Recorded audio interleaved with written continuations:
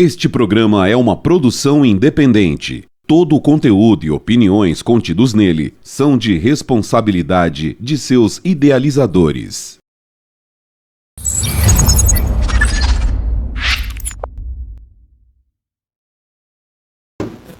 Olá, bom dia, boa tarde, boa noite.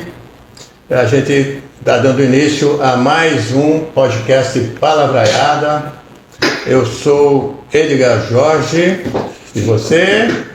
Olá, Edgar. Eu sou o Fernando Pagan. Estamos aqui novamente. E o nosso convidado hoje? O nosso convidado quem é? É o deputado... Eu sou o Saulo Pedroso. O Saulo Pedroso, deputado federal pelo PSD. Isso. Seja bem-vindo, Saulo. Prazer em estar aqui e conversar com você. Que isso.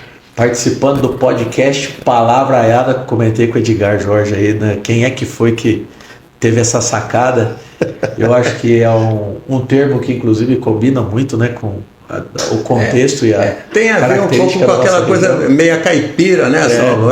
Aquelas palavreadas difíceis que eu sou suspeito, né, de falar, porque pelo sotaque todo mundo, Fernando, já percebe qual é a minha origem, qual é a minha tendência, aí, vamos dizer assim, mas prazer estar aqui participando desse bate-papo, Fernando, lhe conhecendo e falando um pouquinho aí, né, dos temas que as provocações aí do podcast vão permitir, e revendo um grande amigo, o Edgar Jorge. A gente estava comentando aqui, são quase 10 anos aí que eu tive a oportunidade na minha caminhada de vida pública de conhecer o Edgar e de ter por ele um respeito, uma admiração muito grande pela maneira séria com que ele, todas as vezes que topou participar da política, fez, né, da maneira como fez, e enfim.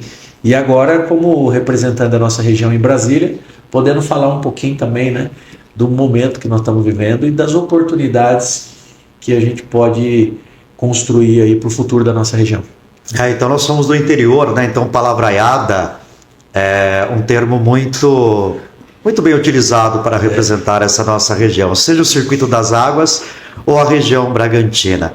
Bom, então vamos lá. Apresente-se, fale de onde você é, conte um pouquinho aí a sua vida, a sua trajetória, a sua adolescência, o início de tudo na política. Vamos lá. Você sabe que essa é a pergunta que mais as pessoas que não me conhecem em Brasília circulando por elas fazem.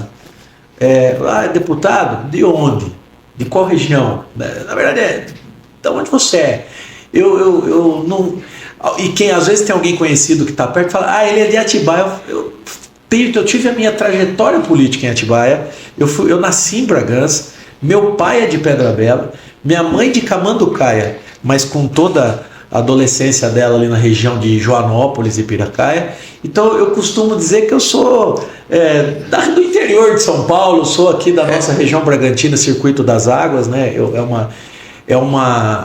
Eu identifiquei quando eu fui prefeito de Atibaia, Fernando, que nós somos aqui um canto do estado de São Paulo encostado no sul de Minas, que fica fora do radar do Vale do Paraíba, do alcance da metropolitana de Campinas, não no desenho geopolítico administrativo, mas de projeção de investimento, atenção do governo do estado, do governo federal. Não é também metropolitana de São Paulo, que tem um potencial enorme, que tem a nossa identidade, uma dinâmica muito peculiar, e que eu tive a oportunidade então de, nascendo em Bragança, na Santa Casa de Bragança Paulista, de construir a minha trajetória de vida como comerciante, como empresário ali na região de Atibaia, mas também na política, né? Eu tenho muitas passagens que ela demonstra claramente a minha identidade com a região, né? Logo na minha juventude, ali na minha adolescência, também sou suspeito a falar, mas quem conheceu pode citar, e tem uma passagem em Amparo. Eu tinha uma certa habilidade no futebol, né, Edgar? Você era bom de bola? Dizem as as más línguas que não. Mas eu tive... Mas a mamãe sempre falava que sim, né? O pai, né? E a cigana. E a cigana. Que leu a mão e disse, seu futuro é ser jogador de futebol. E eu participei, inclusive, de um teste do São Paulo Futebol Clube aqui em Amparo. Na época. Que é o seu time de coração. Que é o meu time de coração. É nóis. O São Paulo. É nóis. Tá numa fase... Tá numa fase boa. Delicadíssima. Né? Joguei no Bragantino, fiz um teste, passei, joguei no Bragantino, tive a oportunidade de ficar algumas semanas em São Januário no Vasco, num campeonato que nós fomos disputar lá com o Bragantino. Num determinado momento entendi, até pelo sofrimento da base ali, das categorias de base, é uma trajetória bem delicada, né? Carece de muita entrega, muita determinação. E eu acho que o fato de estar próximo da família, próximo da região onde eu tinha muitos amigos, aquela distância ali da casa, fez com que eu tomasse a decisão então de não continuar. Joguei até 2017, 18 anos,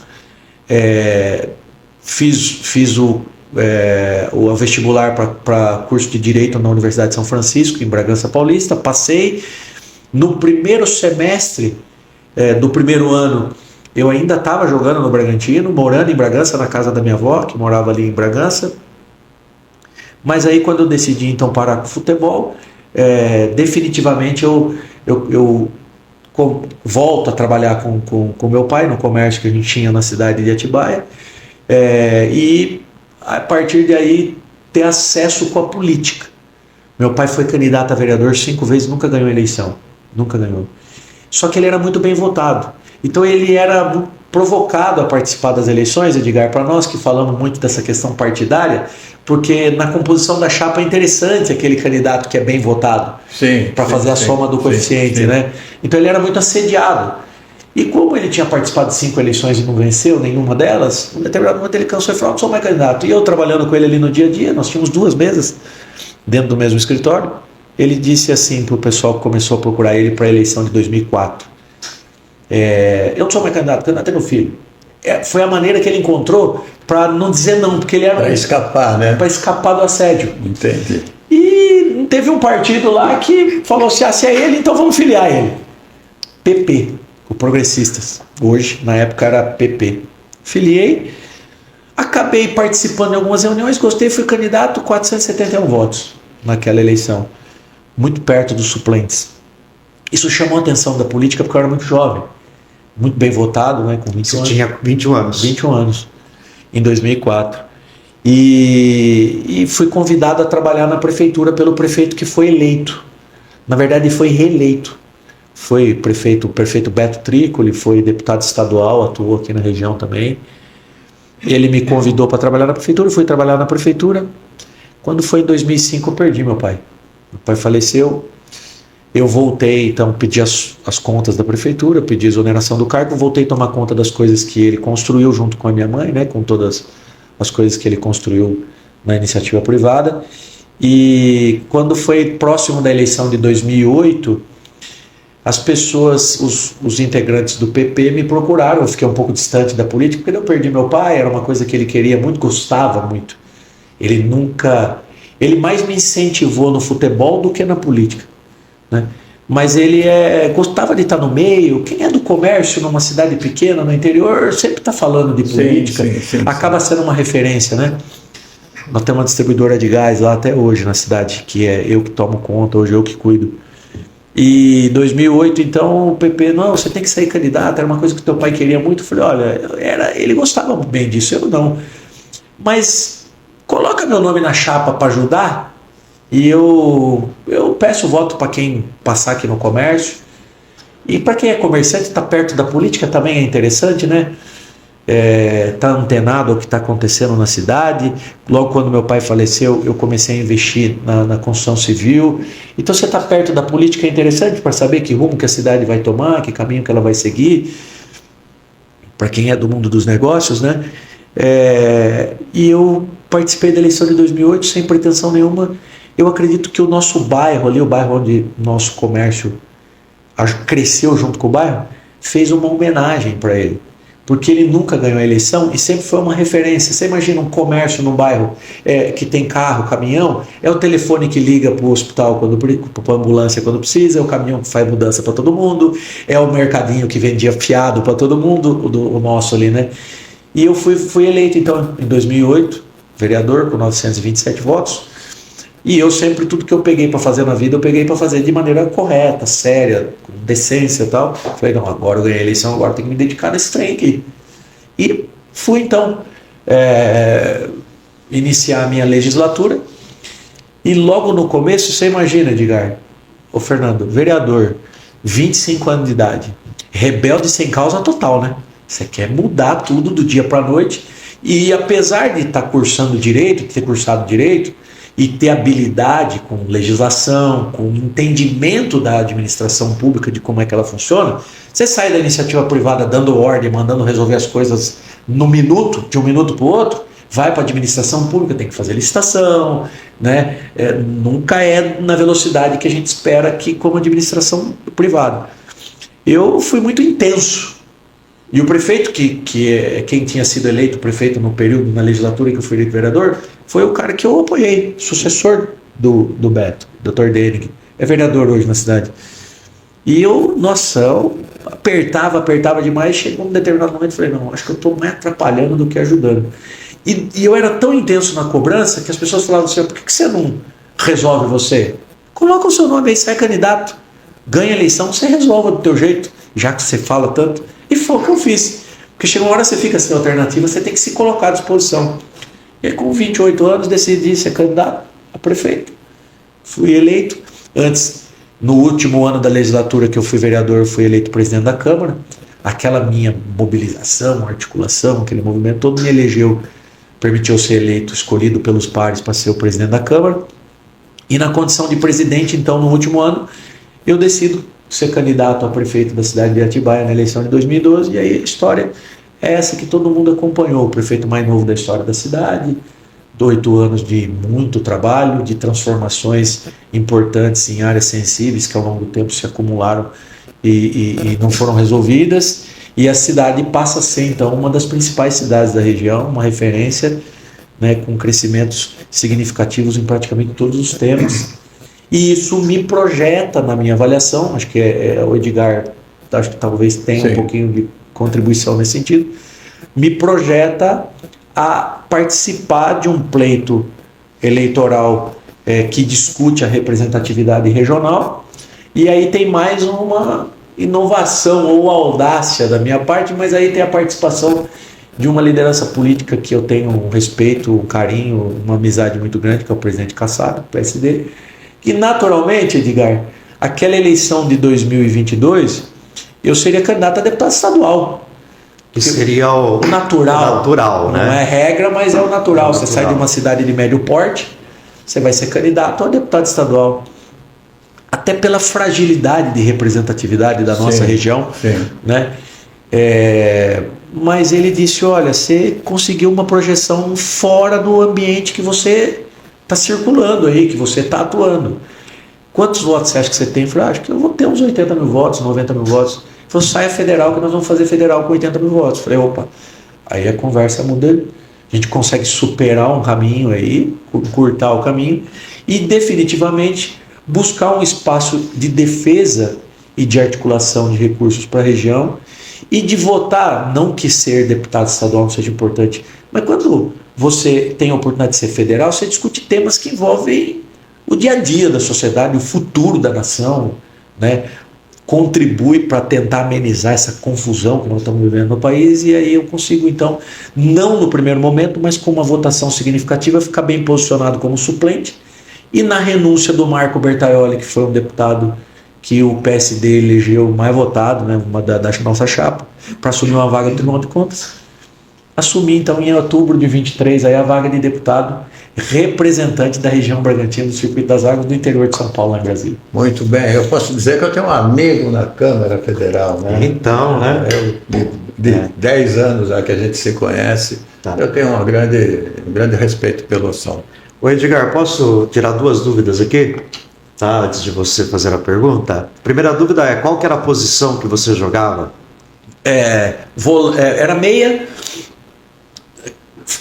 Nelsinho, Cunei, Pandolfo, né, que foi zagueiro do Bragantino, era o nosso técnico na época, me recuou para lateral e depois eu volto para o meio de segundo volante ali. Foi naquele período que nós tínhamos no país aqui o formato de 2 volantes mais truncados de marcação ali. Dunga, Mauro Silva, Flávio Conceição, Amaral, né? E a gente começa a migrar para o modelo do segundo volante que saía jogando com a bola, que aí o Rincon naquela época também passou a ser volante, mais um pouquinho mais saindo com a bola, né? Esse formato que nós temos hoje do volante, que não é o volante só de marcação na defesa ali na proteção da zaga, mas o volante que sai jogando, alimenta o ataque e tal. Então eu tinha um corpo um pouco mais leve, tinha um pouco mais de habilidade, então era só aprender a marcar e fazer a saída de jogo. Segundo volante ali, volante, meia, era a minha posição. E quando você se filiou ao PP. Aí depois, né? Para ser candidato a vereador. Isso, que foi a sua primeira afiliação. Isso. Certo? Mas aí depois você participa da fundação do PSD com o Gilberto Kassab na região. Isso. Por quê? Porque eu, eleito vereador no PP, uma das coisas que me machucavam, me incomodavam muito, é que eu fui eleito, como eu disse, na base do prefeito que tinha sido eleito na época, em 2012, e ele começou a contratar presidente, familiares do dirigente, do presidente do meu partido, familiares do presidente do meu partido, começou a contratar nepotismo, praticar nepotismo na prefeitura, para tentar segurar o voto do vereador. E eu dizia para ele, eu falava, prefeito, primeiro que isso aí não está certo, você contratar familiar de presidente de partido para ter controle do partido. Ele falou, o debate tem que ser aberto, nós temos que construir as coisas discutindo, dialogando, né? Política pública você constrói participando da sociedade e tal. E outra, isso é um formato de política que está muito ultrapassado. Eu já falava disso lá em 2008, né? Quando eu fui eleito, o mandato iniciou em 2009. E eu comecei a falar, o meu voto na Câmara ele é independente, eu voto por convicção, como é hoje lá em Brasília. Tanto que o Kassab não fecha a questão, o PSD dá liberdade para cada um votar do jeito que entender que é melhor, né? Nós temos que participar do processo eleitoral através de um partido, talvez ter uma identidade ali pelos temas que o partido tem mais facilidade, capacidade de contribuir com a nação, com o país, com o debate, né? Com a política pública que vai ser discutida. Mas o primeiro compromisso é com quem não elege, com quem te escolhe para estar lá, com o povo. Né? Tem que ser assim. Essa é acho que a regra básica. E aí o prefeito incomodado e a equipe política dele incomodada vai para cima e tenta caçar o meu mandato, porque eu não votava do jeito que eles me determinavam. Queriam que eu votasse. Nesse sentido, eles me expulsam do PP. E no paralelo eu tenho a oportunidade então de conhecer o deputado Guilherme Campos, na época era líder do PSD na Câmara Federal, da cidade de Campinas aqui, foi vice-prefeito de Campinas, no processo de coleta de assinaturas do PSD para viabilizar a constituição do PSD. E aí foi muito legal também, porque eu fiz parte da fundação do partido, estou na ata de fundação ali, né, em Atibaia, naquele entorno ali, eu que fiz a mobilização da coleta de assinaturas. E, enfim, e aí a minha trajetória com o PSD, então, ela acontece também. E aí eu sou candidato a prefeito pelo PSD, né? Na minha primeira eleição, no meu primeiro mandato de prefeito, já foi pelo PSD. E construí também a minha trajetória ao lado do Kassab no PSD. Então, aproveitando a pergunta PSD, Kassab, você se define como ideologicamente a direita, a esquerda, de centro? Edgar, eu tenho uma posição, eu sou conservador nos costumes, mas em relação à política eu tenho uma posição de centro. Eu entendo a necessidade do diálogo e da moderação, porque nós estamos vivendo uma dinâmica de transformação na sociedade numa velocidade muito rápida, que a gente precisa trazer a contribuição de cada campo político naquilo que há eficiência, naquilo que há capacidade de transformar, de entregar, de avançar e de melhorar. Eu, por exemplo, defendo os programas sociais que ao longo dos anos os governos de esquerda foram implantando, mas não de maneira permanente. não no formato de paternalismo que a gente assiste hoje, ad eterno que a gente que existe hoje, que a gente presencia no dia de hoje. Porque nós temos um país muito plural, muito diverso, na sua condição climática, na sua condição socioeconômica. Nós temos regiões do país que não têm potencial para a agricultura, que não tem logística para o desenvolvimento da indústria, o setor de serviços é fraco e o governo precisa fazer o gesto de acolher, mas fazer a transição para que essas pessoas elas possam caminhar para um ambiente de prosperidade, né? Os governos meio radicais, mais tradicionais de esquerda, querem segurar, dá a impressão que dá que querem segurar as pessoas naquela situação de vulnerabilidade para meio que ter um controle não digo nem ideológico, mas da maneira de se expressar, de votar, né, e de se mobilizar. Por outro lado, na economia, por exemplo, eu tenho uma posição mais liberal.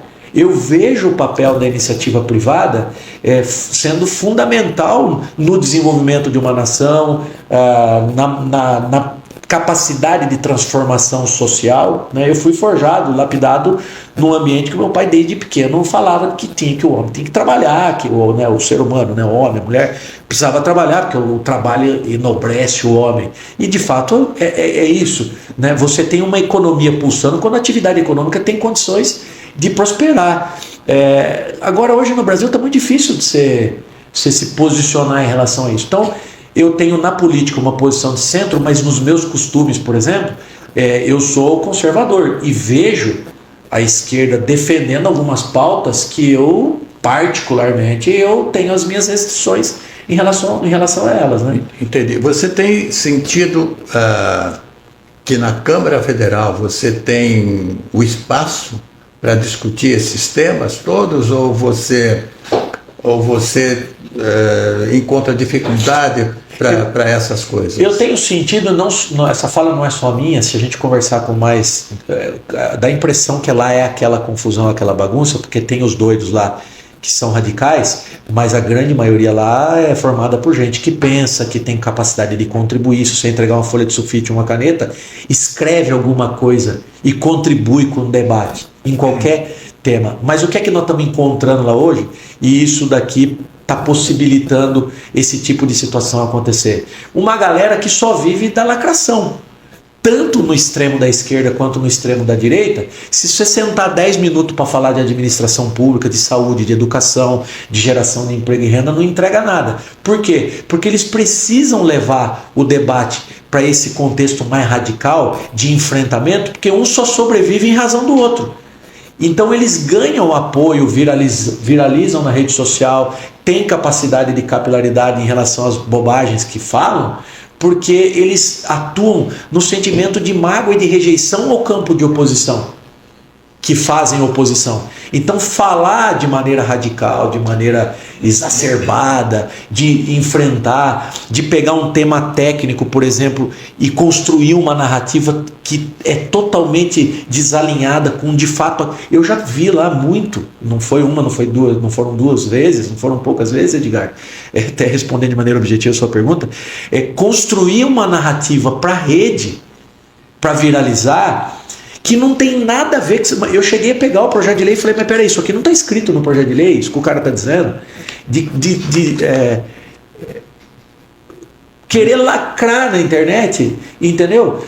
Pegando esse sentimento que a gente está vendo que existe hoje na base da sociedade, de mágoa, de ódio, de polarização, de conflito, de radicalização.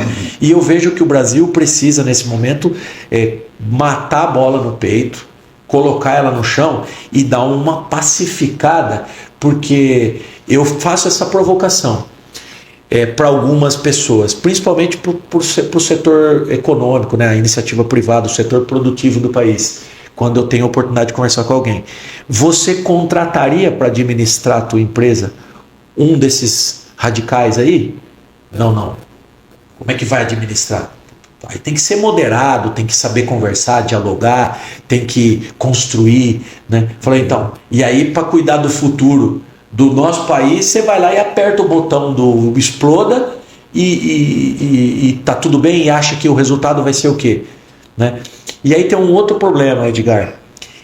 que a polarização ela não permite que algo moderado ou alguém que seja do diálogo tenha espaço. Sua pergunta foi, você vê espaço? Nós não estamos conseguindo encontrar espaço porque o barulho não deixa, né? O barulho não entrega resultado, mas não deixa construir espaço, né? E o povo precisa tomar atenção em relação a isso. Perfeito. Posso citar uma tese sua? Eu escutei você falar a seguinte tese: em ambiente de conflito, o capital vai embora. Essa fala minha e é normal. Porque quando o capital, o que ele gera? Transformação.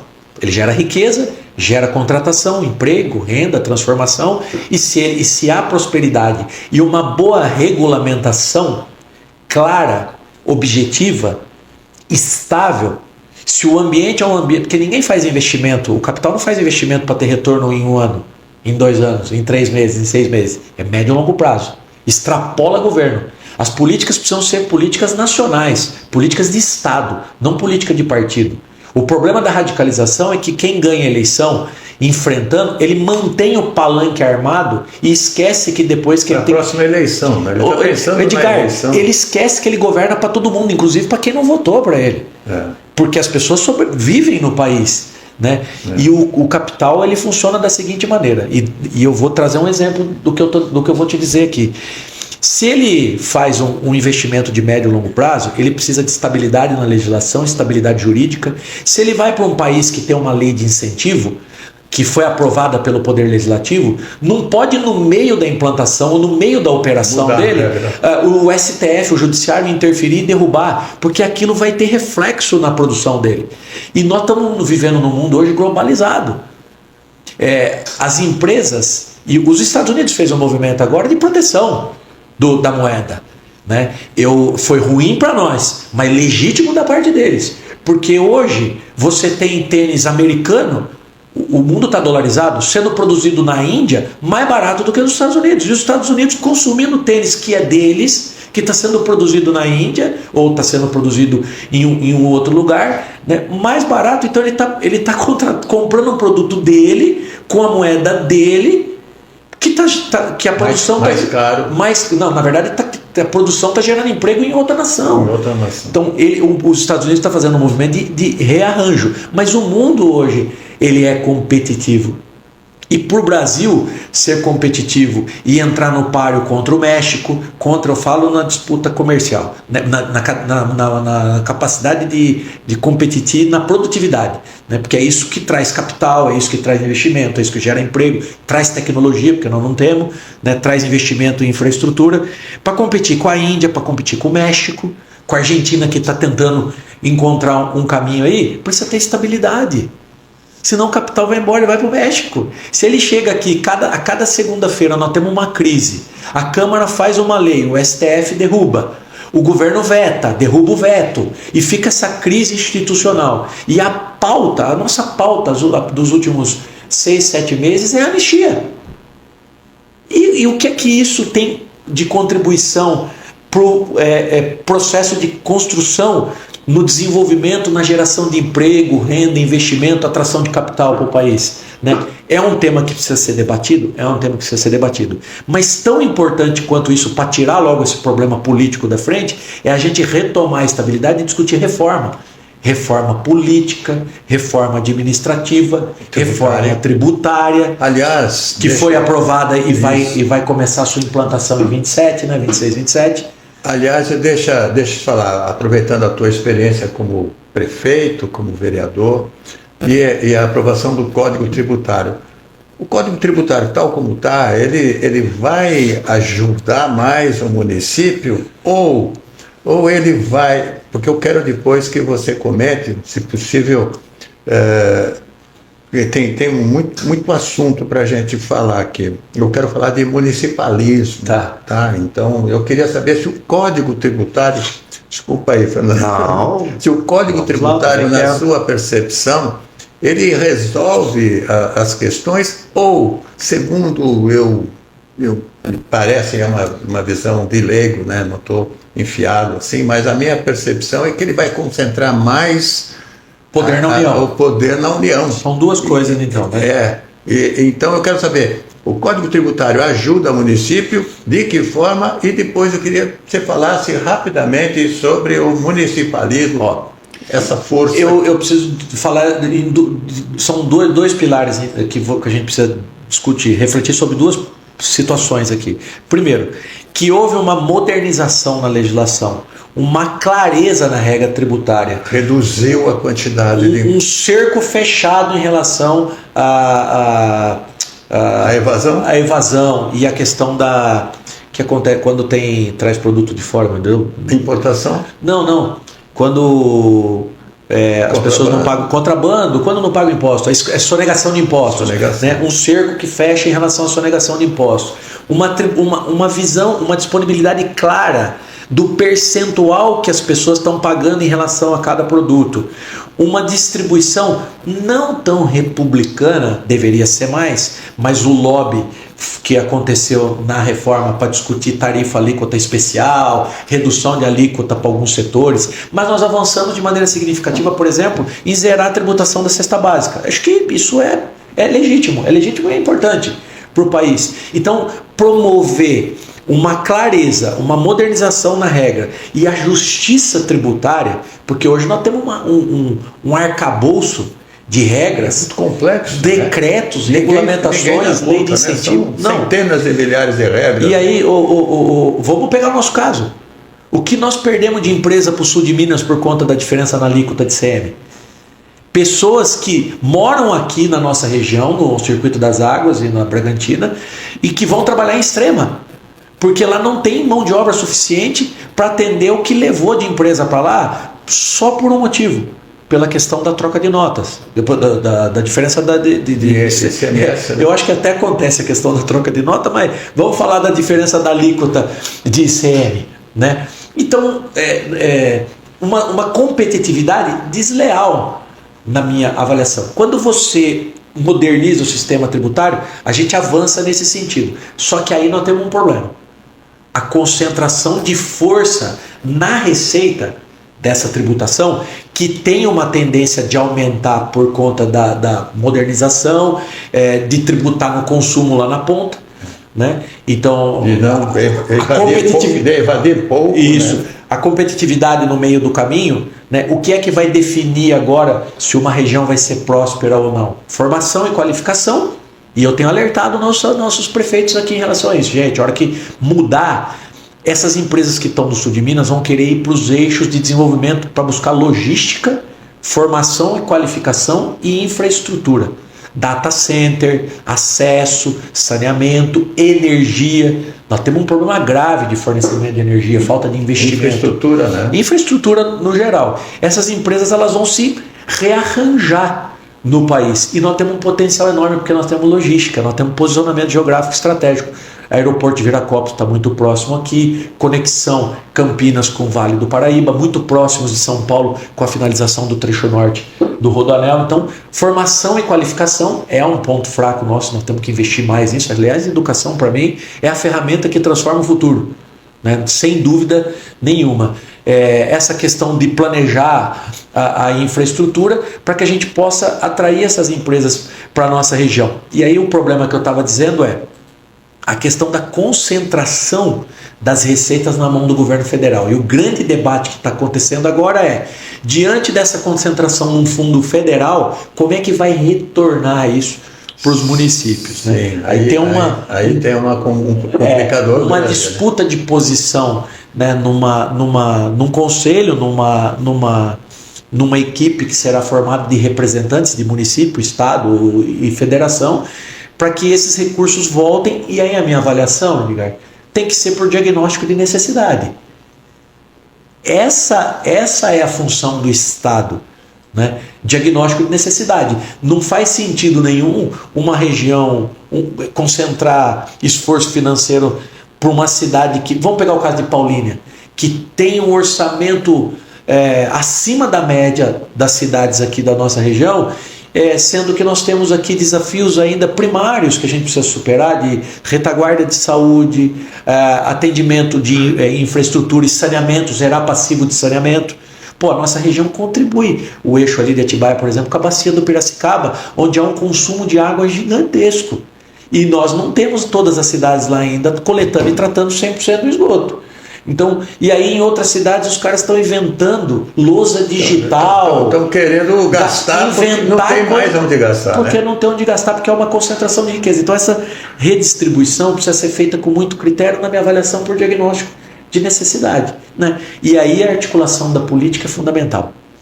E essa é a provocação que eu faço. A questão da representatividade. Quem é que está falando por nós? Quem é que está dizendo, mas nós temos uma região aqui que está no jogo, que quer crescer, que quer se desenvolver, que quer ter futuro. Né? Eu acho que nós temos um potencial enorme para turismo, para indústria em algumas cidades. Né? O setor de serviços aqui pode ser muito forte. E nós precisamos agora avançar nessa questão aí de permitir que o retorno do recurso para as cidades seja feito de maneira mais republicana. Tá bem. A famosa discussão do Pacto Federativo, né? Maravilha, Saulo. Bom, eu vou perguntar aqui a respeito de uma PL, que é a 663 de 2025, que é a Frente Parlamentar de Combate à Violência Digital. Tá.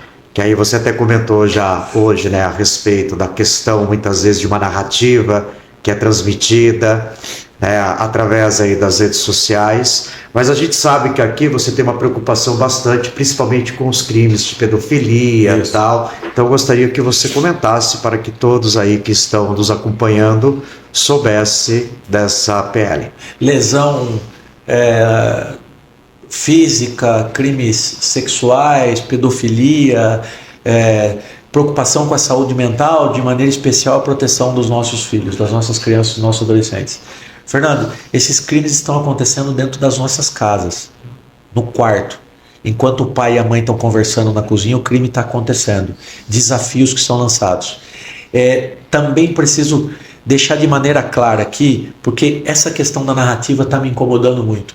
Eu não estou defendendo cercear a liberdade de expressão, controle de redes. Eu, aliás, defendo que as redes fiquem abertas para cada um falar a contribuição, cada um trazer a contribuição que quiser, e se não tiver condição, falar as bobagens que fala, que tem muito, né? Falando bobagem aí para rede social. Se tem gente se tem espectador para isso, fazer o quê? Né? Vamos investir mais em educação, né? Em cultura, em ferramentas que transformam as pessoas. A minha preocupação é a proteção às nossas crianças, aos nossos adolescentes. É inevitável a transformação que a tecnologia vai proporcionar cada dia que passa com mais velocidade nas nossas vidas. Mas a tecnologia tem que prever esse tipo de situação. Por que eu digo isso? Os proprietários daquela boate lá foi no sul do país, eles foram condenados. Na Boate Kiss.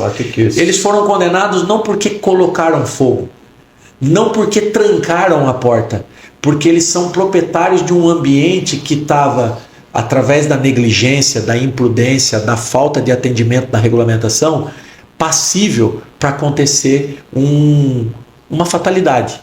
E aconteceu a fatalidade. Então as Big Techs, os aplicativos, as aplicações de internet, eles precisam se responsabilizar pelo ambiente que eles são proprietários e ganham para permitir o acesso das pessoas, porque é uma atividade comercial isso, em relação aos crimes que acontecem, né? A permanência dos conteúdos dentro desses ambientes. Hoje há a possibilidade de disponibilizar tecnologia, ferramenta para fazer controle de idade, biométrico, facial, submeter aos pais a liberação dos conteúdos, que a tecnologia veio para transformar as modalidades de trabalho, para melhorar o desempenho no sistema de comunicação, de conhecimento das pessoas.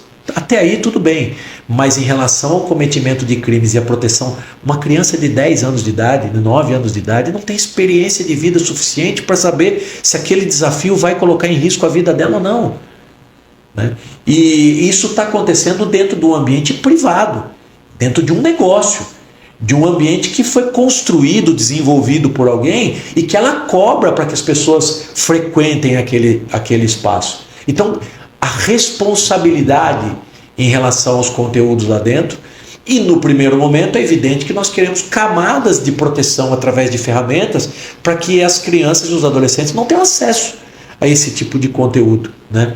Bullying, desafios que são lançados aí, Desafios que machucam as crianças. Machucam, levam a óbito, a morte, né? Então a gente precisa se preocupar. Eu encampei aí esse movimento, propondo a criação da frente parlamentar para ter um ambiente permanente de atualização da legislação, de monitoramento, fiscalização. O Poder Legislativo do país precisa estar antenado a isso a todo momento. E o projeto 663 de 2025 é o projeto que obriga, então, as Big Techs, os aplicativos, as aplicações de internet, os provedores, a disponibilizar ferramentas. Se não disponibilizar, permitir que o conteúdo fique ali à disposição, sejam responsabilizados no caso de algum crime, né? Criar camadas de acesso com autorização dos pais, né?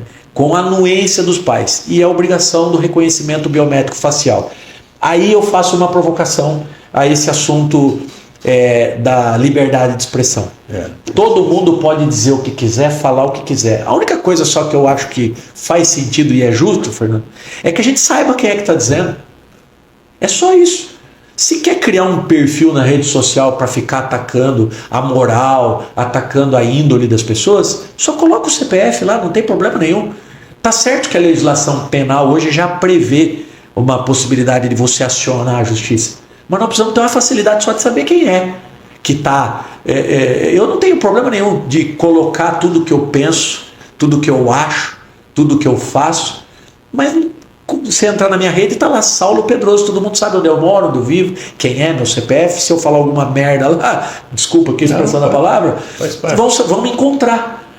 O problema é a covardia, né, de cometer crime escondido atrás da rede e com a proteção de uma rede social, né? Então essa é só a provocação que eu faço. Eu acho que todo mundo tem o direito de falar o que quiser, e se teve algum tipo de desavença que você pode entender, por exemplo, de um jeito e eu não, nós temos um poder judiciário para poder resolver. Já existem instrumentos para isso. Legais, né? Para isso. Para isso. Quer dizer, isso.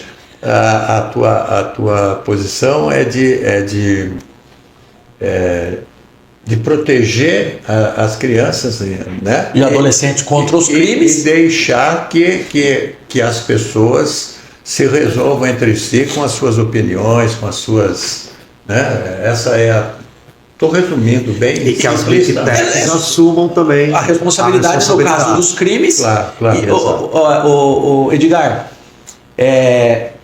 nós temos crimes que acontecem via WhatsApp, via rede social, via um dispositivo tecnológico, crimes financeiros que acontecem.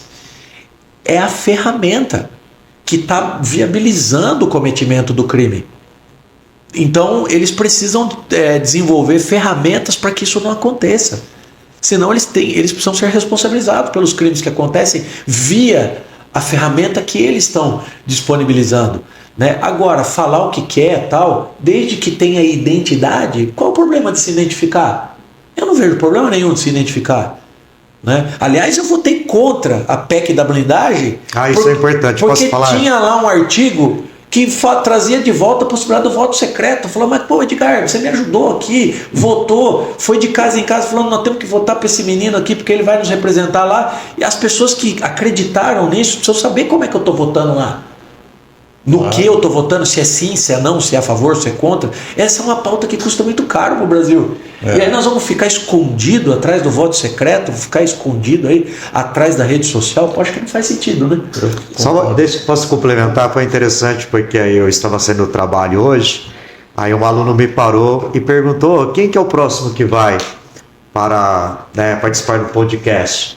Aí eu falei assim, o deputado federal, Saulo Pedroso, você conhece? Aí ele falou assim, não conheço, acompanhe lá depois, né? Ele foi prefeito de Atibaia e tal, e aí ele perguntou, viu, e assim, e na PEC da blindagem? Votei contra. Ele votou a favor ou contra? Aí eu sabia, né? Ele votou contra, fique tranquilo. Votei contra porque é um escárnio, um absurdo. Imagina se deputado está precisando de prerrogativa. está precisando ser tratado pela justiça como qualquer brasileiro, como qualquer pessoa comum que não é da política, qualquer empresário, pessoa comum, pessoa profissional liberal, enfim, estudante, qualquer maior de idade. Isso me leva a te questionar a te pedir, a perguntar a sua opinião sobre os fóruns especiais, né? Como é que você encara essa questão, não necessariamente em relação a deputados, senadores, mas as pessoas que, tipo, o presidente ser julgado pelo STF...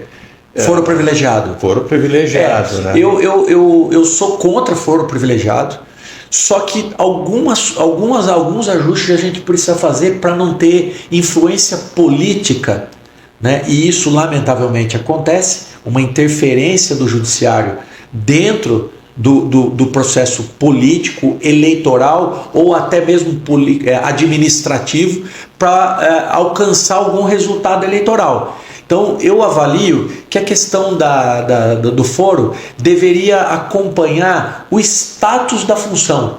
Se você é uma autoridade municipal, você tem que estar sujeito ao fórum municipal. Até porque é o fórum local que convive ou que vai analisar o que aconteceu, a denúncia, o processo que se materializou, aconteceu ou não aconteceu dentro daquele ambiente onde o judiciário está atuando, né? À medida que você sobe, você começa a discutir temas de relevância estadual, de relevância no ambiente político, que aí eu avalio que o Tribunal de Justiça precisa ser a primeira instância de análise. E o federal, o STJ, na minha avaliação. Então, se eu pudesse escrever, deputado federal, porque a gente tem que ter uma instância de revisão, justamente para coibir as questões políticas, né? Você não pode, por exemplo, ficar protegido, e eu acho que o STF tem um quórum muito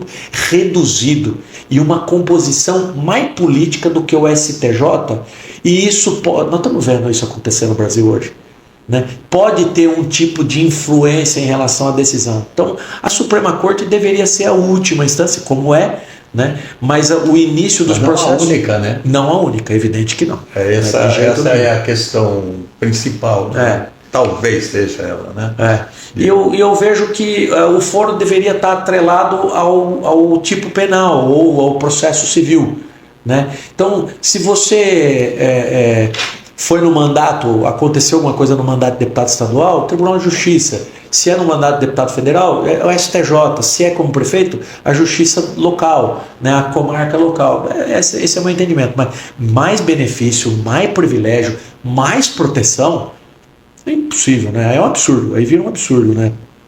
Entendi. Até o aumento, né, do número de deputados também. Você se posicionou, se você perguntar para o povo... Sabe qual que é o problema, Fernando? Nós temos que pautar o Brasil por aquilo que é necessidade. Nós temos muito desafio pela frente. E tem que atender o anseio também, o desejo de quem o escolhe. Se você perguntar para o povo lá, o que você acha de aumentar? Não, nós queremos diminuir. Quantos tem lá? 513? Não, acho que 100 é muito, né? É claro que, às vezes, sem um entendimento mais profundo em relação a essa questão do pacto federativo, da representatividade, da composição da república, né? De como é o nosso país com 27 federações, ele é formado, como é que as coisas acontecem dentro da administração pública, mas assim, não é a pauta do momento. Discutir proporcionalidade de representatividade não é a pauta do Brasil no momento. A pauta do Brasil no momento é harmonia entre os poderes, geração de emprego e renda através de uma reforma tributária, de um investimento pesado em formação e qualificação, uma revisão no contexto de infraestrutura. Sabe um tema que ninguém está falando e vai ser fundamental para o futuro da economia do nosso país em relação à infraestrutura? Quando você fala em infraestrutura, a gente pensa muito em saneamento, porque como nós estamos muito atrasados em saneamento, nós estamos correndo atrás do rabo, nós não estamos falando de algo que já está aí e daqui a pouco vai gritar. Data center. volume de dados que são produzidos. Data mining, né? Nós não estamos falando sobre isso. E para que a gente tenha aqui Big Data, essas coisas. Um perfil de empresas que possam gerar emprego, renda, oportunidade, modernização. O país não investe em tecnologia. Nós não temos desenvolvimento na área de tecnologia, só trazendo coisa pronta que está, inclusive, superada fora, né, para poder estar minimamente no jogo aí da balança comercial. Mas, por outro lado, a gente é muito forte, por exemplo, no agro, né, que praticamente segura o PIB, segura a balança comercial do país. Enfim, e aí vem a Câmara e pauta aumento de deputado. PEC da blindagem. Né? Hugo é muito parceiro, votei no Hugo, acredito muito no mandato do presidente Hugo, mas e também não é importante que a gente diga isso, né? Às vezes a gente culpa o presidente pela pauta, mas ele é muito, muito, muito leal ao que ele pactuou com a Câmara Federal quando ele estava fazendo campanha para ser presidente, em atender o colégio de líderes. Porque muita coisa que entra na pauta é definida no colégio de líderes. E ele, como presidente da casa toda, não do lado A, do lado B, do partido A e do partido B, ele, de maneira republicana, ele acolhe o entendimento do colégio de líderes. Então acho que está faltando um pouquinho mais de sensibilidade aí para as lideranças políticas, para os presidentes. Alguns presidentes fizeram lobby para votar a PEC da blindagem, incluindo dentro da blindagem presidente de partido nacional. Presidente de partido assim, é uma loucura. Eu falei pro líder eu falei, Brito, desculpa, mas não tem discussão isso aqui. Isso aí é uma estupidez, não, assim, muito grande. Não é nem legal. Aí vota um trem desse, o STF derruba no outro dia, o judiciário está interferindo, mas é um escárnio. Não tem como não reagir, não tem como não colocar a Constituição Federal embaixo do braço nesse momento e aplicar a regra, né? Claro. Enfim. Uma perguntinha fora um pouco desse contexto. Quem é uma referência para você como político, seja nacional, seja internacional? Quem você tem como uma referência para você, assim, alguém que você admira, que você... Se eu não fosse eu queria ser ele. Além do seu pai, lógico.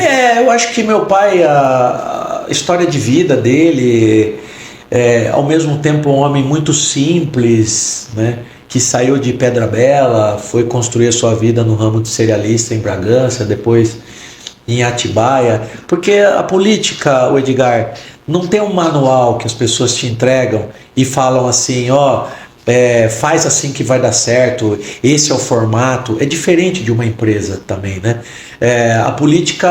Na política aflora a essência, que somada aos conhecimentos e a bagagem que você vai acumulando ao longo do tempo, e algo que eu reputo assim ser fundamental para um político, que é ter sensibilidade social, empatia pelas pessoas. Falta muito isso na política. A rede social está trazendo umas personalidades aí, uns malabaristas de semáforo para dentro da política, que não tem empatia pelas pessoas, não tem sensibilidade social nenhuma, e acham que o mundo é aquele mundo digital ali de likes e curtidas e de narrativas que eles vão espalhando e contaminando todo mundo, né? Meu pai sempre foi. Eu fui candidato a vereador porque ele queria. Fui candidato a prefeito porque eu coloquei em prática os ensinamentos, né? Eu acho que o país tem algumas referências que a história, naquilo que nós estudamos, acompanhamos, ela traz informações de que contribuíram com o país, entre erros, acertos, né? JK, modelo Fernando Henrique, eu acho que para a estabilidade da economia foi interessante. Geraldo, quando foi governador de São Paulo. Tarcísio agora mostra ser um estadista moderno de resultado, entregador de resultado. Ratinho no Paraná é jovem ainda, né? Alguns nomes fora internacionalmente. Gosto muito do modelo do Obama, né? A maneira como ele olha, né, de maneira macro, contemplando a necessidade da economia, do capitalismo atuar, né? Mas também tendo sensibilidade, sentimento empatia, humano, né? sentimento de humanidade, humanidade pelas pessoas. Enfim, acho que tem alguns nomes que são referências pontuais em cada tema, mas meu pai é a minha referência de vida, então todas as vezes que eu lembro dele, todas as vezes que eu conquisto alguma coisa, eu lembro, é a primeira imagem que vem à minha cabeça, me emociona muito. Foi assim na minha formatura, quando eu fui eleito vereador, na minha posse, na presidência da Câmara, depois quando eu cheguei em Brasília, quando eu entrei no plenário do Salão Verde, a primeira pessoa que eu lembrei foi ele. Então é isso. É isso, bacana. Viu, Saulo, aproveitar aqui, né? Eu vi hoje, mas vai demorar um pouquinho para o pessoal, né, assistir a essa nossa entrevista, mas você estava em Monte Alegre, você estava em Pedreira, então eu gostaria de saber da sua relação com o Circuito das Águas e também com a cidade de Amparo. Tá. Tudo bem? Eu até respondendo, acho que eu ali atrás, quando eu falei da reforma tributária, não falei muito sobre a questão do municipalismo. Eu acredito na força do município, do municipalismo. As coisas se materializam e acontecem nas cidades. Eu fui prefeito, então eu vivi isso, né? E tenho feito uma caminhada por todas as cidades do Circuito das Águas e da região Bragantina para dizer, olha, vocês têm um mandato em Brasília que foi construído pelo povo da nossa região. Eu fui o deputado federal mais votado da região. Em algumas cidades de maneira mais expressiva, em outras menos, mas como eu disse, quando a gente ganha, assume um cargo político, uma função, nós estamos para servir todo mundo e não só quem nos elegeu, né? E eu vejo a possibilidade de a gente potencializar esse espaço, porque a política respeita muito isso, a questão da legitimidade. Quando a política em Brasília, quando a política no estado de São Paulo olha para o meu mandato, já me rotula como um legítimo representante da região. E quanto mais eu construo força, mais força eu tenho para trazer investimentos para as cidades, que topam e permitem que eu atue. Então, às vezes as pessoas ficam, mas o que você fez na cidade e tal? Eu fiz onde me permitiu atuar.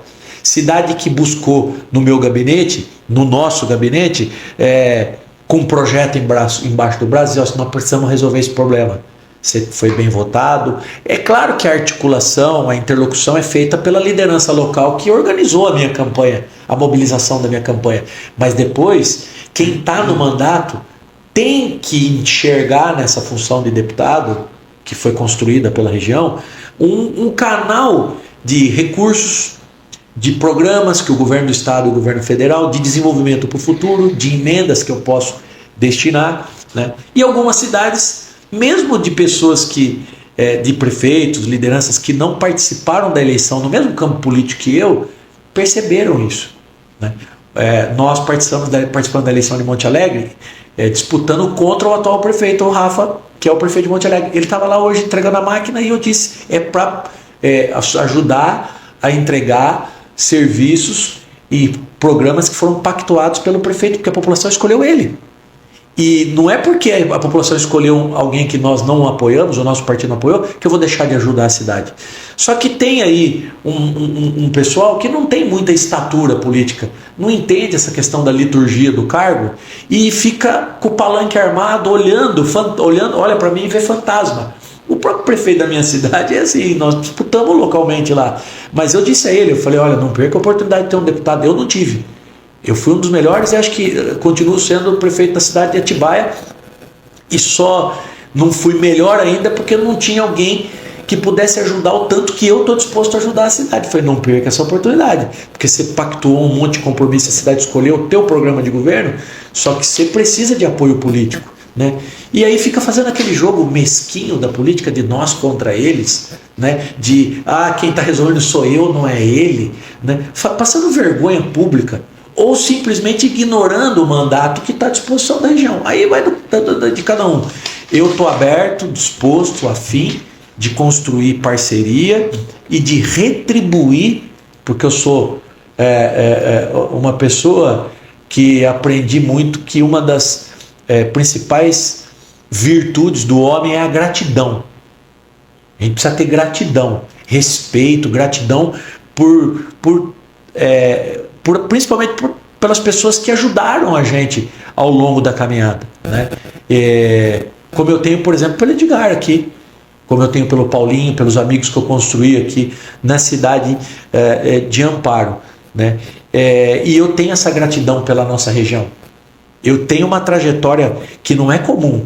Um menino de 40 anos de idade, de 28, 29 anos de idade, ser prefeito de uma cidade do Porto de Atibaia e com 40 anos chegar a Brasília como deputado federal. E eu quero, por essa gratidão, eu quero retribuir em investimento, em trabalho, e tenho feito por muitas cidades que me permitem, outras não permitem, né? E eu não tenho como deputado como chegar numa cidade e entregar se não for via prefeitura, via uma entidade, via uma liderança empossada numa função pública, né? E vejo esse joguinho baixo da política de querer ficar olhando só para chegar lá na frente e falar: não, ele não fez nada pela cidade. Não fez porque o incompetente do prefeito ou do vereador ou da liderança local não permitiu, não deu espaço. Ficou tentando buscar apoio de gente que não tem um mínimo de compromisso com a nossa região, né? Para ficar promovendo aquela disputa política partidária do processo eleitoral, que é natural. Sendo uma eleição tem disputa, mas terminou a eleição, quem tem mandato tem que trabalhar junto para buscar desenvolvimento, porque nós pactuamos isso com a população, né? Então eu tenho me colocado à disposição da região, tenho conseguido, né? Via PSD, que é o partido que eu estou hoje, prefeitos que são do PSD, prefeitos que não são do PSD, prefeitos que nosso time disputou contra, perdeu, e que eu estou ajudando, né? Pedra Bela, Derlei foi candidato a prefeito pela União Brasil, partido que sempre fez oposição à minha trajetória aqui na região, de maneira baixa, de maneira mesquinha, aí, patrocinou um monte de discórdia e de narrativas que tentou manchar, inclusive a minha imagem, não conseguiu, porque a verdade sempre prevalece e a justiça também, né? Graças a Deus. E ele sempre foi muito correto comigo, o prefeito, por exemplo, né, o Derlei de Pedra Bela. Meu pai nasceu em Pedra Bela, na Boca da Mata. Você acha que eu não vou ajudar a cidade porque o Derlei é o prefeito e a do União Brasil, um partido que me espeta aí 24 horas por dia de maneira baixa, rasteira ainda, né, sem lealdade nenhuma? Não, muito pelo contrário, procurei o Derlei e falei: você foi o prefeito que a cidade escolheu, então se você precisar de mim pode contar comigo. E eu vou mandar recurso para a cidade de qualquer maneira. Agora, em algumas cidades eu tenho o seguinte problema. Na minha, por exemplo, Atibaia, manda recurso, o prefeito não executa. Consegui, Edgar, algo que há 15 anos, mais ou menos, desde quando eu ganhei a eleição, a primeira vez, 13 anos, 2012, venho trabalhando. Algo que eu identifiquei em 2013, quando eu tomei posse prefeito de Atibaia, que é retomar os investimentos de todas as cidades, de maneira especial, né, eu estou falando aqui de Atibaia, da rodovia Fernão Dias. PER é o nome do programa de investimentos, que elenca as obras que precisam acontecer num processo de concessão de uma rodovia. Eu vi que você fez uma articulação. Lutando para viabilizar a modernização do contrato Fernão Dias. 3 audiências públicas, faço reunião desde a época que eu tomei posse como prefeito em 2013, consegui todas, entrada para Bragança Paulista nova, investimentos em Vargem, investimentos em Atibaia significativos, quase que na casa dos 100 milhões. Aí o prefeito agora, recentemente, sacou um deputado federal do PL, que é o partido dele, e levou lá para fazer um vídeo dizendo que uma agenda que eles fizeram na porta da NTT lá em Brasília, numa foto, num vídeo, resolveu o problema. Né? Então, política baixinha, rasteira, mesquinha, que não transforma nada, né? Eu tenho que enfrentar esse tipo de situação, né? Em algumas cidades, lamentavelmente, mas reforçar aqui meu compromisso de defender aqui o futuro do desenvolvimento da nossa região. Você citou Boca da Mata, onde fica a cachoeira, lá tem a Pedra Maria Antônia, tudo, Pedra Bela. Meu pai é dali. Seu pai é dali? Imagina, toda vez que eu vou lá em Pedra Bela eu fico emocionado. Lugar lindo. Você é casado? Casado com uma mulher linda, maravilhosa, Simone. Rapaz, se não fosse essa mulher, não teria chegado onde eu cheguei. Né? Imagino. 2 filhas lindas, maravilhosas, Maria Helena, Maria Vitória, paixão da minha vida, as mulheres da minha vida. Minha esposa Simone, minhas 2 meninas, Maria Helena, Maria Vitória, 14 e 8, minha mãe, né, Dona Vitalina, e a minha sogra que mora comigo, a Dona Regina, que é como se fosse uma mãe, cuida de mim. Aqui são os nomes das filhas? Aqui é o nome, Maria Vitória e Maria Helena. Para não esquecer, de jeito não tem como esquecer, mas para ficar ali Quando eu estou em Brasília longe, Mais eu fico perto do coração. namorando elas aqui, ó. Quando a coisa aperta, você já sabe. Perfeito. Eu queria voltar ao municipalismo. Tá. O municipalismo, ele é um movimento vivo dentro da Câmara Federal ou ele é só uma bandeira eleitoral, assim? Porque eu não sei se dentro da reforma do Código Tributário, se eles atuaram nisso, ou se na reforma administrativa estão fazendo alguma coisa. Sabe por que o municipalismo tá perdendo espaço, viu, Edgar? Tá perdendo espaço. Tá perdendo. Sabe por que tá perdendo? Porque as pessoas estão votando agora em personalidade da rede social. Quem é que conhece? Se eu sentar com o governador hoje, como eu tenho feito em algumas oportunidades, amanhã, com o ministro da Saúde, com o ministro da Educação, eu vou dizer para eles o que é que o desenvolvimento da nossa região precisa. Duplicar Bragança Socorro, duplicar Bragança Itatiba, hospital regional, ampliar os AMEs nossos para AME e HD, que é o que faz procedimentos de baixa complexidade para os hospitais de retaguarda poderem atender a oncologia, cardiologia e ortopedia, que é uma deficiência nossa, institutos federais, FATECs, ampliar os cursos das ETECs. Se eu sentar com as lideranças políticas que governam o nosso país na esfera federal e estadual, no ambiente executivo, você tem o discurso. Eu conheço. Eu tenho uma reflexão, Fernando, pode ser sonho, mas eu falo a seguinte situação: o circuito das águas, em termos de potencial e característica urbanística, climática, aspecto de paisagismo urbanístico, não deve nada para Gramado e Canela. Nada. O clima lá é um pouquinho diferente, então no frio criou ali um destino, foi criado ali um destino estruturado com investimento da iniciativa privada, planejado pelo poder público. A nossa região aqui do Circuito das Águas tem um potencial enorme, até porque nós estamos muito perto de São Paulo, o dólar e o euro está muito alto, então você tem uma tendência de fortalecer o turismo local e interno no Brasil, com a possibilidade de ter um destino perto da uma das maiores capitais da América Latina, né? Oferecendo tudo que Gramado e Canela, que a gente sai daqui e vai lá prestigiar, oferece. Só que o que é que a gente precisa? Formação e qualificação, infraestrutura, logística para chegar, saneamento, investimento. Por que eu estou dizendo isso? Respondendo o municipalismo. Porque eu sei disso. Eu vivo aqui, eu moro aqui, eu converso, as pessoas sabem que eu sou de carne, põe a mão, sabe que se ligar para mim em meia hora eu estou aqui, eu atendo o telefone. Eu sou testemunha. Só que nós estamos votando para gente que não sabe nem que nós existimos. E aí na hora de votar a reforma tributária, se eu não estou lá para falar isso, você acha que o cara que teve 20 mil votos aqui na região pelo celular vai se preocupar com isso? Não. Ele vai ficar falando dessas pautas polêmicas da polarização, porque isso mexe com o sentimento das pessoas. Só que as pessoas esquecem que na segunda-feira, quando elas acordam, ela precisa de ônibus, ela precisa de creche, ela precisa que o filho tenha uma oportunidade de estudar numa escola boa, numa formação, numa qualificação técnica boa, que tenha a oportunidade de emprego aqui para ele não ter que pegar a mochila com 18, 19 anos e ir embora e não voltar mais. E aí a nossa região se transforma numa região dormitório, porque quando você não tem oportunidade, o que acontece? 18, 19 anos, ele vai embora. Ele vai embora buscar prosperidade na vida. Então a gente tem a oportunidade de ter um potencial enorme, diversificado, no turismo, na indústria, não poluente, de tecnologia, que traz valor agregado. Parte de serviço. Parte de serviço, né? Só que esse debate tem que ser feito por quem é local. A gente está...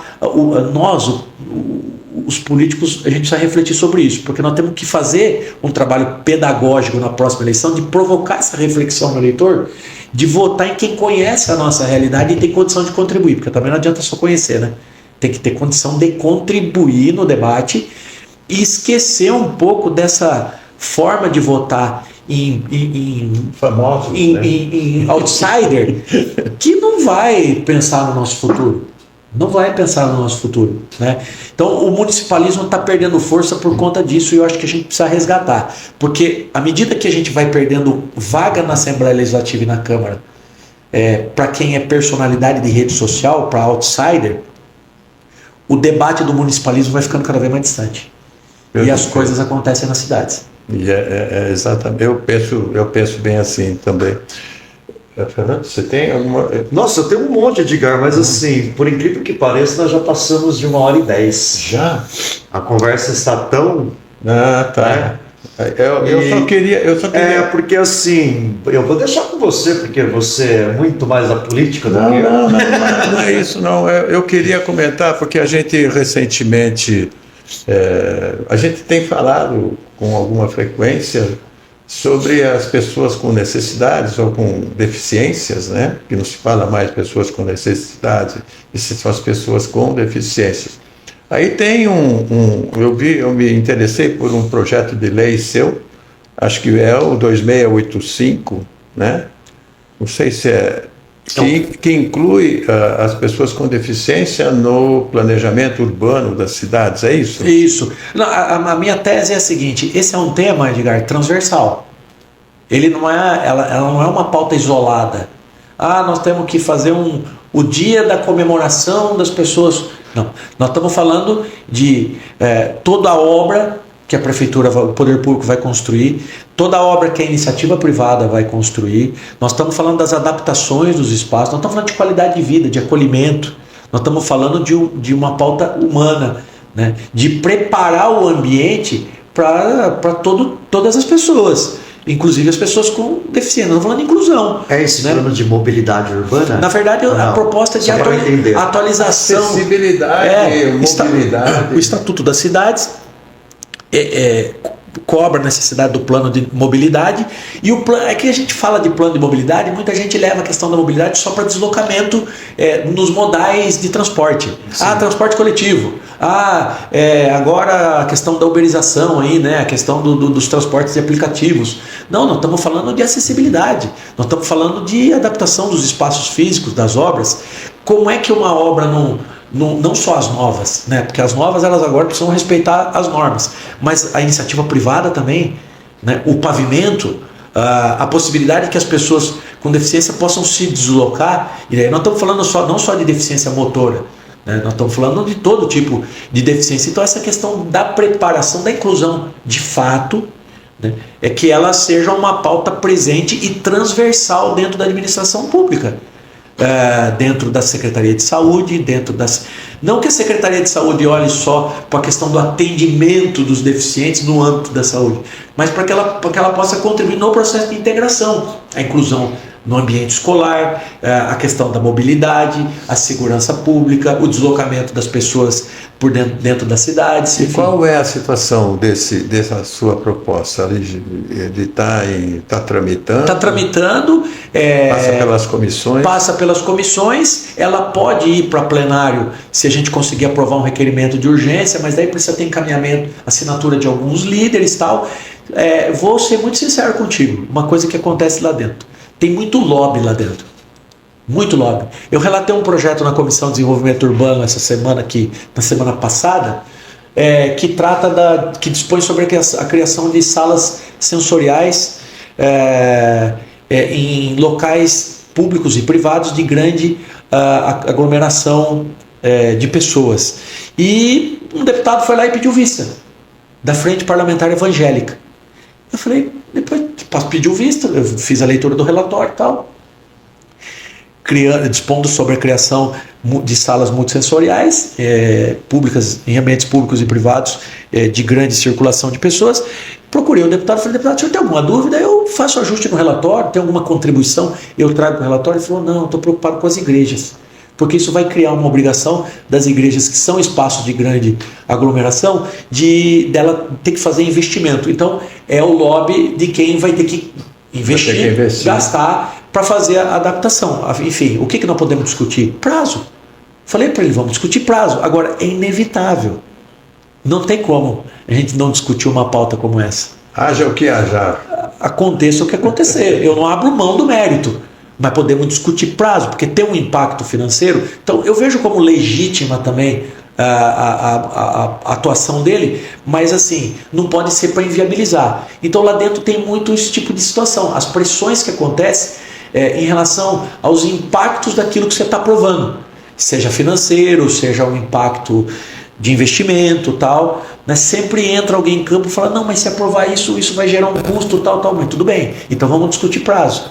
Mas a adaptação e a modernização e a atualização tem que acontecer, né? E está tramitando nas comissões. Então ali demanda muita articulação política minha. Quero, nesse primeiro mandato ainda, aprovar a legislação, essa lei.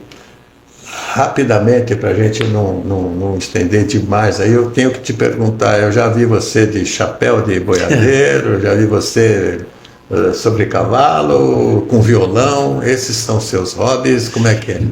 Futebol não é mais, meu joelho deu uma bichada aí, não estou dando canto mais de jogar. Meu hobby, Edgar, é estar junto com os amigos, com a família, fazer um churrasquinho, escutar uma moda sertaneja, de vez em quando arranhar um violãozinho. Você toca violão? Muito fraquinho, bem ruizinho. Gosto de estar... Mas da cantoria você gosta? É mais planta do que atrai. Melhor futebolístico. Mas agora instrumentalista. A cabeça determina, no futebol a cabeça determina, o corpo não vai. Então o cavalo sempre foi uma paixão, né? Acho que pelo sotaque dá para ver que eu tenho um perfil sertanejo aí, né? De gostar de música sertaneja. Consegui, foi de pai para filho e passei para minhas filhas. As duas montam cavalo e disputam tambor, que é uma modalidade com quarto de milha, né? De cavalo quarto de milha. E eu fico lá todo, né, feliz, porque é algo que eu sempre gostei. Rodeio é uma paixão, gosto. Acho que faz parte da cultura do interior, e eu sou do interior. Então é isso. Eu gosto de estar muito assim com a família, com os amigos, churrasquinho, uma moda de viola, um cavalo, um passeio. Aquele ambiente típico mesmo. Típico do interior. De uma família do interior. Típico. Muito bom. Eu acho que agora podemos... Eu só quero fazer a pergunta que que faltou. Qual é a pergunta que faltou para você? O que você gostaria de responder que nós não perguntamos? Você gostaria Falamos de falar? de tudo. Falamos de tudo. Falamos de tudo? Falamos de tudo. Falamos da família, falamos da vida, da história, da política. Acho que falamos de tudo. Só refletir aqui um pouco sobre esse sentimento, Fernando e Edgar e todos que nos acompanham, essa provocação, né? Será que não está na hora da gente virar essa página? Com todo respeito às pessoas, eu tenho 42 anos, as pessoas que contribuíram e que são mais experientes e continuam contribuindo ainda na política do nosso país, mas a gente está vivendo sob o comando de uma política que era praticada lá por uma turma da década de 40, 50, então tem um processo de atualização natural que alguns têm mais facilidade de entender, de perceber, e essa nossa safra de 70, 80, 90, o que é que nós estamos entregando para o Brasil? Que contribuição nós estamos trazendo para o nosso país, topando ser marionete aí, ou ser massa de manobra de um modelo ultrapassado? Será que não está na hora do Brasil virar essa página e ir para alguém mais antenado ao futuro? A possibilidade de praticar um modelo de política mais antenada ao dia a dia das pessoas, que tenha mais empatia, que seja mais aberto ao diálogo, à construção em conjunto, né? Eu queria ter a oportunidade de viver esse momento. Eu acho que é assim que faz sentido a gente estar na política. Estou no PSD, onde eu vejo que há espaço, e talvez a gente consiga liderar um grande movimento nacional no ano que vem para sair dessa confusão e poder cuidar do nosso povo do jeito que ele merece. Você pretende se candidatar à reeleição? Deputado federal à reeleição. Perfeito. Vejo que ainda tem muita coisa para a gente realizar aqui na nossa região, no estado de São Paulo. Tem muita coisa para a gente mudar no Brasil e me vejo com muita condição de contribuir, muita vontade, muita disposição, muito conteúdo para subsidiar aí as decisões.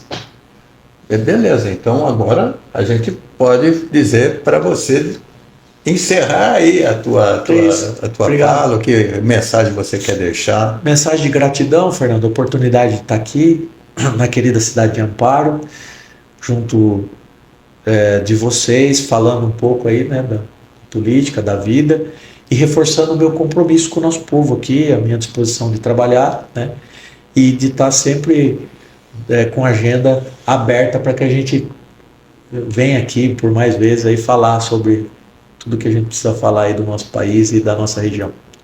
Nós que agradecemos, né, Edgar, essa presença aqui. Sem dúvida. Podcast. Eu sou testemunha, sou testemunha, Fernando, porque o Saulo, ele atende o telefone, ele responde a mensagem imediatamente, assim, seja por qualquer questão, ele não empurra, Isso é bom, viu? Isso é bom. Porque olha. É raro.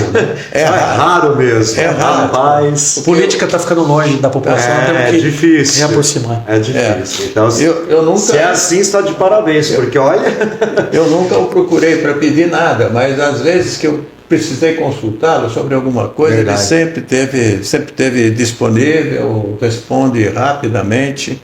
Não, e assim, a alegria de poder contar com a contribuição, o conselho, o apoio de alguém que, com toda a sinceridade, Edgar, essa é a maneira que eu te vejo, atua na política com um perfil de conhecimento, de entrega e de capacidade de contribuir acima da média do que nós estamos acostumados hoje, né? Que faz com muita seriedade, foi o que me chamou muita atenção quando eu te conheci a primeira vez, a maneira como você enxerga a política de maneira séria, né? E tem capacidade de contribuir. Não está para ser aventureiro, não está para participar por participar, não está querendo encontrar acomodação de vida na política, muito pelo contrário, né?